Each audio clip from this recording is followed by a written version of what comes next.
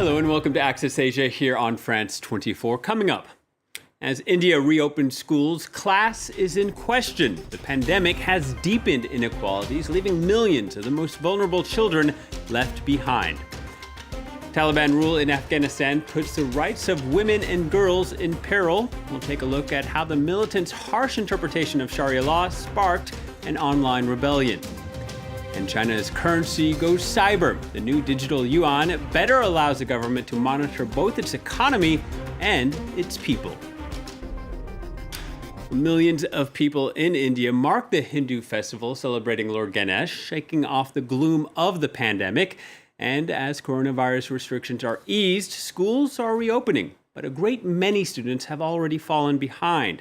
A staggering 75% of children do not have access to computers, making virtual learning impossible. Parents and teachers say it's not just a student's education at risk, but also their mental health. This report from our team in New Delhi. Temperature measurement and hand sanitizing. In this private school in New Delhi, the start of a new school year after 17 months of closure is accompanied by a new set of rituals. I'm very excited to meet my friends, but I can just say hi and hello to means maintaining distance with them. It's been a really long time since we've talked to our teachers face to face, been inside our classrooms, been with that atmosphere of learning together, seeing other people while you're learning. So I'm really, really excited. The school has opened its gates for in-person lessons but still offers online classes for those who do not wish to physically attend.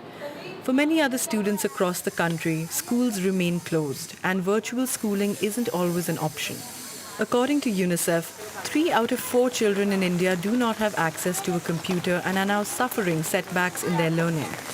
This is the case with 8-year-old Suraj. I no longer go to school because it's still closed. That's why I forgot everything.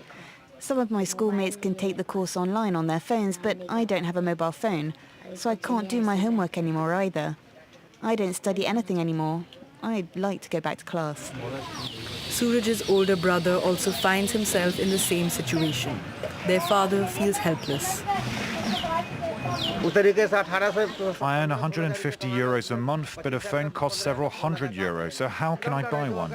I'm afraid that if the situation continues, our children will have no future. Over there, 30 children have left school and are running bicycle rickshaws. This drawn-out closure of schools has caused serious collateral damage. Depression amongst India's children has increased at an alarming rate in every class strata. When the kids are continuously at home and they have access to the social media and all kinds of information from TVs, listening to people dying, some kids might have witnessed deaths also of their own family members or relatives and friends. So for them it is particularly difficult.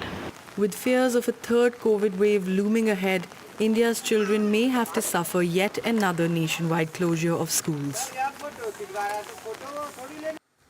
And so while nearly every country in the world, like India, has partially or fully reopened schools, the Philippines has kept them closed for a second straight year over coronavirus fears. But remote learning has been a catastrophe in the country, with most parents fearing their children are learning less. The UN's children agency, UNICEF, said the benefits of in-person learning outweigh the risks. There are more negative effects of keeping the school closed, in terms of, as I said at the beginning of the meeting, learning loss, decreasing enrollments, eventually dropout. Some of the children might never return to school. In terms of the psychological and social emotional impact on the children that are not having the opportunity to interact with their teachers and their parents in person. Well, since the Taliban returned to power in Afghanistan, women's rights have been squashed. Women are being told what to wear, what to study, and they're being segregated from men at universities. The group also announced that academic subjects available to women will be reviewed. After days of protests by women in the country that were at times violently repressed, there has been a pro-Taliban demonstration outside a university in Kabul by women supportive of Taliban's ultra-hardline interpretation of Islam. And images of that rally have been sparking a lot of reaction on social media. For more, I'm joined by France 24's own Haxi Myers-Belkin. Hello to you, Haxi. Hi. Tell us, first of all, the context of this rally. For the past 20 years in Afghanistan, universities were co-educational, women and men studying side by side. That time has very much come to an end under the Taliban. Now, the Taliban insists it will continue to allow women to study in universities, unlike the last time they were in power. But a lot of people are warning that the Taliban's insistence on women and men being educated separately, alongside that new strict Islamic dress code that the Taliban are imposing, will essentially end up excluding women from education via the back door. Although, of course, that's not what these women who took part in that lecture and that rally, that pro-Taliban rally at that Kabul University, I think, clearly. Now, let's talk for a second about this dress code we've been talking about, a dress code for female students in Afghanistan under the Taliban. We know that women are going to be required to wear the hijab, although we don't yet know if full face coverings are going to be required. And just a reminder, the hijab covers the hair and neck. It keeps the face clear. The niqab covers the hair, but also the face, with a small slit left open for the eyes. The burqa, meanwhile, is the most concealing form of Muslim dress for women, covering everything with just a mesh screen for women to see through. And the underlying point when we look at those images of that rally was that there wasn't a lot of variation in what they were wearing. Absolutely. If we look at the pictures from that lecture hall, the vast majority of women are wearing the niqab. A vast majority of people taking part in those protests outside are wearing the burqa. In fact, no one participating in that pro-Taliban authorised rally was wearing anything less than the niqab, which gives us a sense of what the education of women is going to look like in the months and years to come under the Taliban. Yeah, and these images sparked a big reaction online, didn't they? Yeah, absolutely. It all started with a woman called Dr. Baha Jalali. She's a historian, also the founder of the first gender studies program in Afghanistan. She tweeted this photo of herself alongside the caption, "This is Afghan culture. I am wearing traditional Afghan dress. It's beautiful, it's opulent, as you can see, and it sparked an extraordinary response from other Afghan women, some of them in the country, but many in the Afghan diaspora. Women determined to show the world that the Taliban's latest diktats are a far cry from the opulent, celebratory clothes that have made up Afghan women's wardrobes for centuries. Another tweet from a woman called Samira, she describes herself on Twitter as an exhausted Afghan analyst. She wrote, "This is me in my Afghan clothing, a beautiful kaleidoscope of colours that share our rich culture and history." Another image, complete this time with a matching face mask, we are of course in the time of COVID, came from Safia Wazir. She's an Afghan-American member of the New Hampshire House of Representatives. She says our cultural attire is not the Dementor, a reference there to Harry Potter, the Dementor outfits the Taliban have women wearing. Pass it on, show the world that Afghanistan has its own beautiful culture too. Now, one theme that's come up a fair bit in these tweets is the origins of the niqab and the burqa.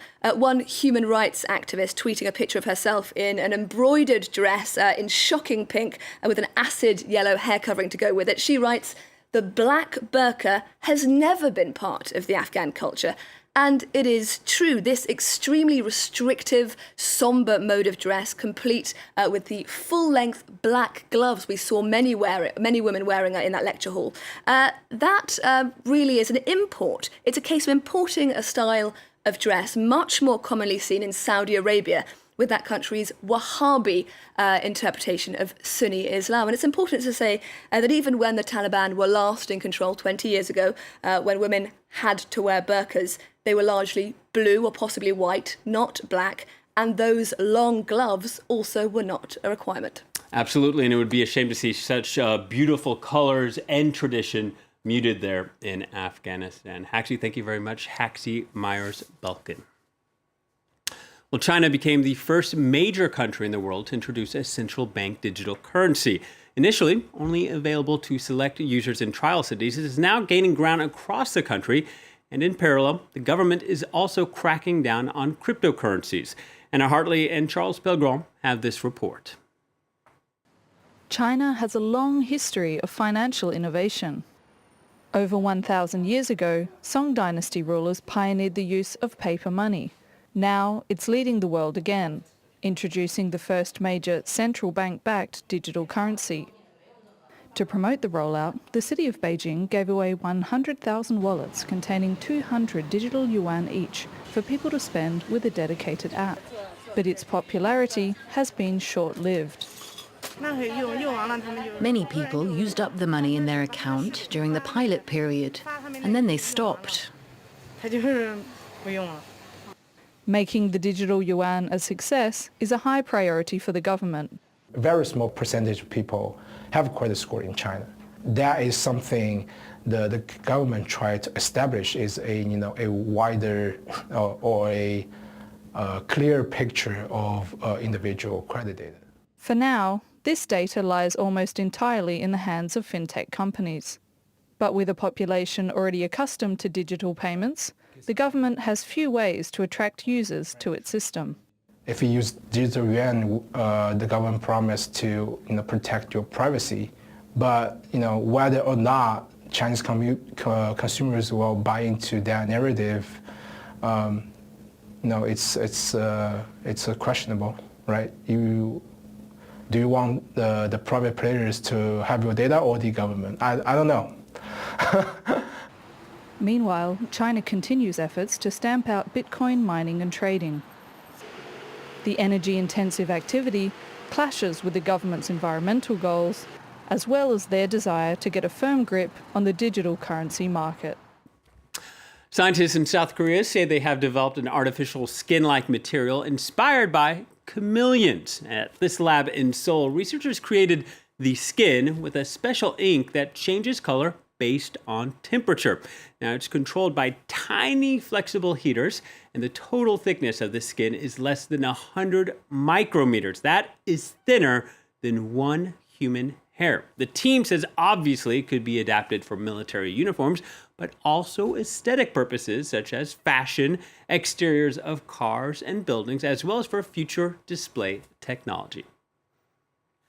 Well, that's it for this edition. Thank you for watching, and please stay tuned to France 24.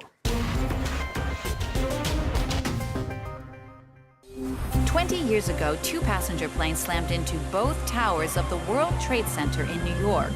It was the worst terrorist attack in U.S. history, watched live around the world.